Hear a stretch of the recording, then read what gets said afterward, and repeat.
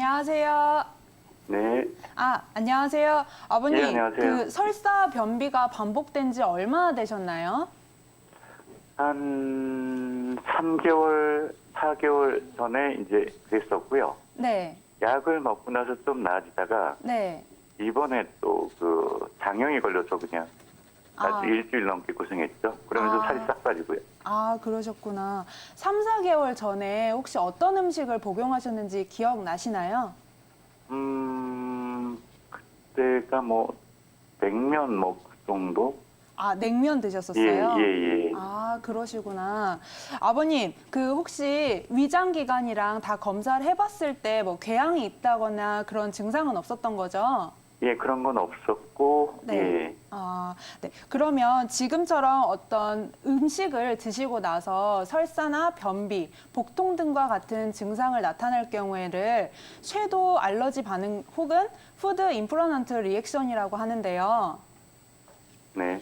네네. 보통 알러지 반응 같은 경우에는 면역 글로불린 E가 매개를 하지만 이와 같은 반응에서는 면역 글로불린 E가 매개하지 않아서 생명에 위협을 주는 아나필락시스 같은 반응을 유발하진 않습니다. 다만 냉면과 같은 그런 음식에서 본인에게 맞지 않은 어떤 섀도우 알러젠에 대한 방어 기전으로 설사를 하는 것으로 보여요. 그런데 네, 이런 설사가 잦아질 경우 나타나는 중요한 문제는 장내 세균층의 균형이 깨진다는 데 있고요. 보통 이게 회복되는 데는 수주에서 수개월이 걸리기까지도 합니다. 예, 이렇게 보통 세균이라고 하면 흔히 좋지 않은 것으로 인식을 하고 있는데요. 우리 몸에는 좋은 세균과 나쁜 세균이 있습니다. 좋은 세균을 정상 세균총, 즉 영어로 노멀 플로라라고 하는데요. 이런 좋은 세균층에는 우리 몸의 내부 기관 중에 혈액, 뇌, 근육과 같은 폐쇄기관에 존재하는 기관에는 무균 상태여야 하지만 바깥에 노출이 되는 피부나 각종 점막에서는 그 장기를 보호하고 있는 약 200여 종의 세포 모임들, 즉 정상 세균총이 존재합니다.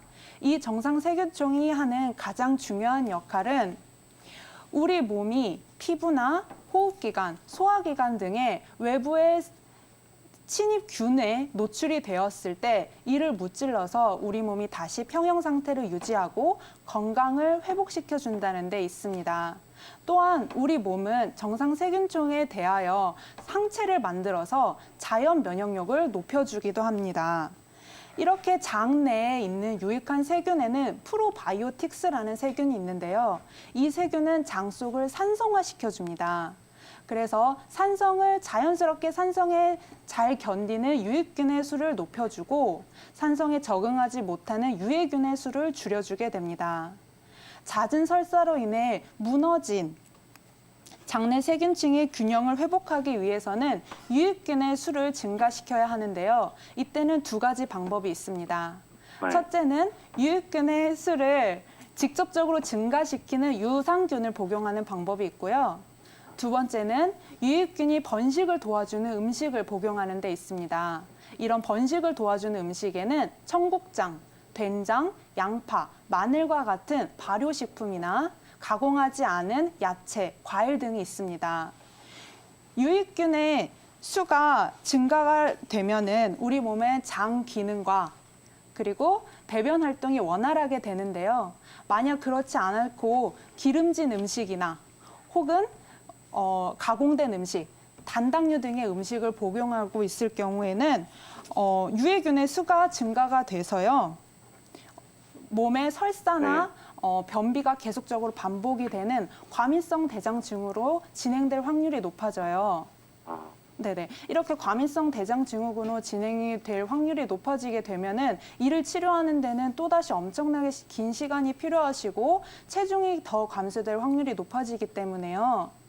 네, 빠른 시일 내에 한의원에 내원하셔서 소화 기능을 도와주는 반아사심탕이나 이중탕, 공진탕과 같은 처방을 복용하시면서 자율신경을 조절해주는 흉추와 요추 레벨의 다혈근을 약침 시술을 병행할 것을 추천드립니다. 네.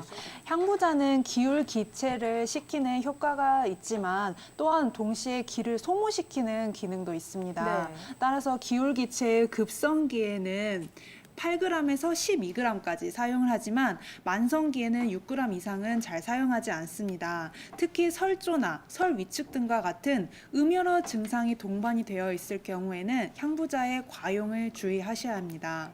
이런 향부자를 사용하는 방법은 총 3가지가 있는데요. 첫 번째는 생향부자, 두 번째는 초향부자, 세 번째는 동변향부자입니다. 기울기체의 급성기에 강하게 이기작용을 시켜야 할 경우에는 생향부자를 많이 쓰고요.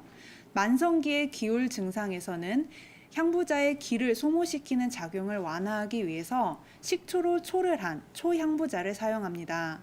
그리고 앞서 최 원장님이 설명을 잘 해주셨던 부인과 질환을 쓰일 때는 아이의 소변에 재워놓은 동변향부자를 많이 사용하고 있습니다. 동의보감 내병편을 보면 남자는 양에 속하므로 기를 얻어도 흩어지기 쉽고 여자는 음에 속하므로 기가 막히는 일이 많다. 그래서 언제나 남자는 기병이 적고 여자는 기병이 많다. 따라서 여자는 혀를 조경시켜야 하고 기를 소모시켜야 한다라고 나와 있습니다. 이에 대표적인 약재가 바로 향부자입니다. 이런 향부자의 효과에는 2가지가 있는데요. 첫 번째는 기울을 풀어주는 이기 해울 작용이 있고요. 두 번째는 부인과의 성약이라고 하죠. 그래서 조경 효과가 있습니다. 기울을 해결하기 위해서 치료할 때 사용하는 가장 많이 쓰이는 조합으로는 향부자 합 진피나 향부자 합 소엽이 있고요. 부인과에 많이 쓰일 때는 향부자 합 청궁의 조합을 많이 사용하고 있습니다.